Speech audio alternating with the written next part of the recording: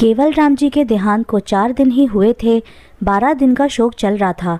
एक दिन अचानक एक गाड़ी उनके घर के सामने आकर रुकी।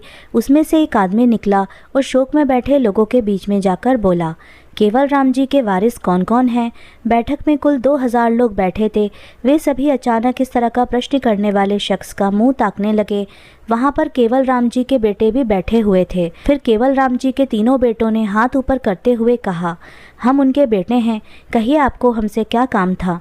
वह व्यक्ति केवल राम जी के तीनों बेटों को गौर से देखता हुआ बोला, आज से 20 साल पहले तक केवल राम जी मेरे शहर में नौकरी किया करते थे। उस समय उन्होंने मेरे से कुछ पैसे उधार लिए थे। वह रकम ब्याज सहित अब 30 लाख रुपए हो चुकी है। आज मैं वो पैसे लेने आया हूँ। उस आदमी के इतना कहते ही वहाँ पर खुसुर खुसुर शुरू हो गई। केवल राम जी का बड़ा बेटा जो एक सरकारी नौकरी में था, खड़े होते हुए बोला, आपके पास क्या सबूत है कि मेरे पिताजी ने आपसे पैसे उधार लिए थे? वो आदमी मुस्कुराता हुआ बोला, मैं एक वकील हूँ, इतना मूर्ख भी नहीं हूँ कि बिना सबूत के चला आऊँगा। मेरे पास 500 रुपये का बॉन्ड है जिस पर तुम्हारे पिताजी ने अपने हाथों से पूरा विवरण लिख रखा है और साइन भी कर रखे हैं। बड़ा बेटा बोला, मैं नहीं मानता इस बात को, मुझे तो आप फ्रॉड लगते हो।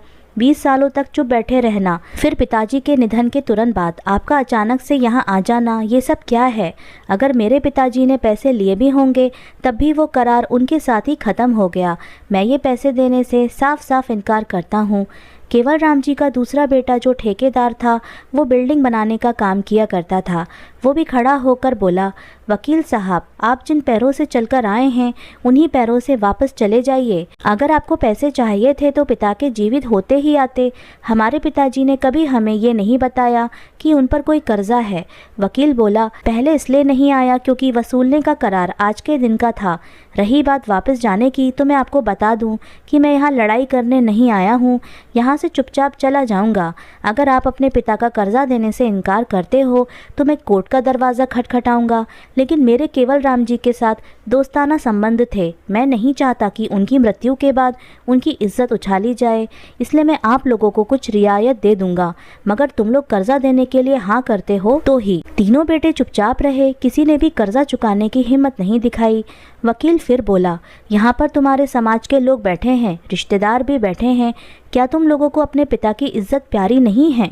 अचानक केवल राम जी का छोटा बेटा शामू खड़ा होकर बोला, आप सबूत दिखाइए, मैं पिताजी का कर्जा चुकाने के लिए तैयार हूँ।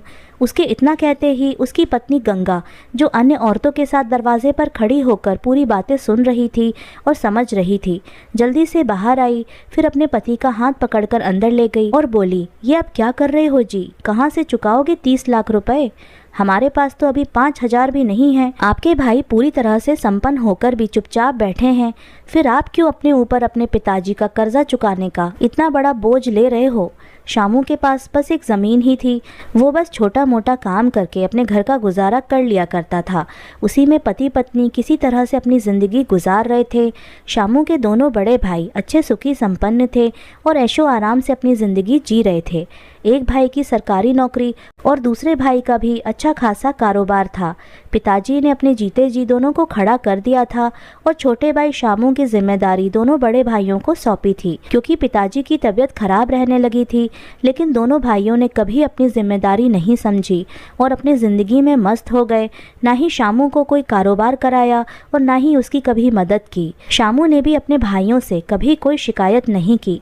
ऊपर वाले ने उसे जिस हाल में रखा था वो उसी हाल में मेहनत करके अपनी ज़िंदगी बिता रहा था। बस उसके पिताजी ने ज़मीन सबके नाम कर रखी थी, जिससे उसकी थोड़ी मदद हो जाती थी और अब बस वही ज़मीन का टुकड़ा ही उसका सहारा था। लेकिन अब वो भी उसके नसीब में नहीं बचा था।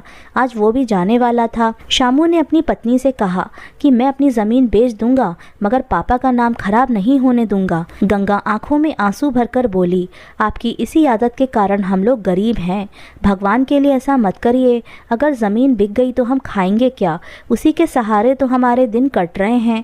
वो पत्नी के कंधों पर हाथ रखते हुए बोला, तुमने हर सुख दुख में मेरा साथ दिया है।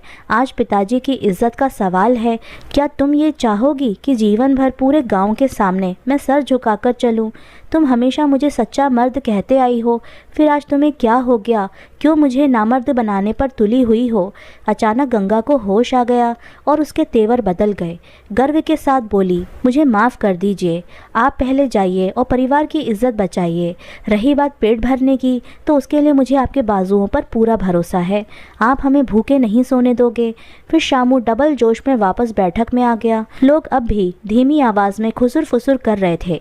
वकील मुस्कुराते हुए बोला, अब भी पिता का कर्जा चुकाने के लिए तैयार हो या पत्नी ने तुम्हारा पैंच कस दिया? शामू मुस्कुराते हुए बोला, मेरी पत्नी को पैसों से ज़्यादा आत्मसम्मान प्यारा है। वकील साहब, आप सबूत दिखाइए, मैं कर्जा चुकाने के लिए तैयार हूँ। हाँ, मेरे पास पैसे नहीं हैं, मगर मैं आपको अपने हिस्से की ज़मीन दे दूँगा, लेकिन अपने पिताजी पर कर्ज नहीं रहने दूँगा। वकील ने एक बार फिर से शामू के बड़े भाइयों की तरफ देखा, फिर कहा, क्या तुम लोग अपने भाई का साथ नहीं दोगे? दोनों भाई निर्जन की तरह सर झुकाकर बैठे रहे, कोई जवाब नहीं दिया।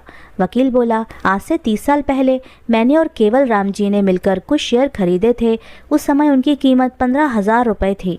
शेयर खरीदते वक्त ये तय हुआ था कि दोनों में से किसी एक की मृत्यु होते ही शेयर बेच दिए जाएंगे और जो रकम मृतक के हिस्से में आएगी वो उसकी योग्य संतान तक जीवित हिस्सेदार पहुंचाएगा। जीवित हिस्सेदार के पास उस समय के हालातों को देखते हुए ये पूरा अधिकार होगा कि वो हिस्से की रकम सभी बेटों में बराबर बांटे या किसी एक को दे दे, ये उसकी मर्जी पर निर्भर रहेगा। वकील आगे बोला, चूंकि मैं ही वो जीवित शख्स हूँ, मेरे पास पूरा अधिकार है कि केवल राम जी का वो हिस्सा मैं किसी को भी दे सकता हूँ। इसलिए मैंने कर्ज का नाटक किया। उन पर कोई कर्ज नहीं है, बल्कि शेयर बेचने के बाद और टैक्स कटने के बाद कुल 80 लाख उनके हिस्से में आते हैं और वो 80 लाख मैं केवल राम जी के छोटे बेटे शामू को देने की घोषणा करता हूँ, क्योंकि शामू ही उनका सच्चा हकदार है। जो बेटे पिता का ऋण चुकाना अपना कर्तव्य नहीं समझते, उनका पिता की संपत्ति में भी कोई हक नहीं बनता। इतना सुनते ही सभी लोग आश्चर्यचकित रह गए और केवल राम जी के दोनों बड़े बेटे का मुंह उतर गया। उनकी पत्नियां कुछ देर पहले अपने देवर को मूर्ख समझ रही थीं, अब वो अपने पतियों को खा जाने वाली दृष्टि से देख रही थीं। वकील के इशारा करते ही उनके आदमी 2 बड़े सूटकेस उठा लाए और उन्हें शामू को थमा दिया। ये देखकर वहाँ विराजमान लोगों ने तालियां बजाकर शामू का स्वागत किया। जब शामू दोनों सूटकेस उठाकर कमरे में गया, तब उसकी पत्नी दौड़कर आई और बोली, आज समझ में आ गया जी कि सच्चाई, ईमानदारी, वफादारी और खुददारी के रास्ते में कांटे और दर्द बहुत मिलते हैं, मगर एक दिन ईश्वर सुनता ज़रूर है और जब भी वो सुनता है तब छप्पड़ फाड़ कर देता है। तो दोस्तों, अगर आपको आज की कहानी अच्छी लगी तो कृपया हमारे चैनल को लाइक, शेयर और सब्सक्राइब ज़रूर कर लीजिएगा, जिससे हम आपके लिए और भी अच्छी अच्छी कहानियाँ लाते रहें। आपका बहुत बहुत धन्यवाद।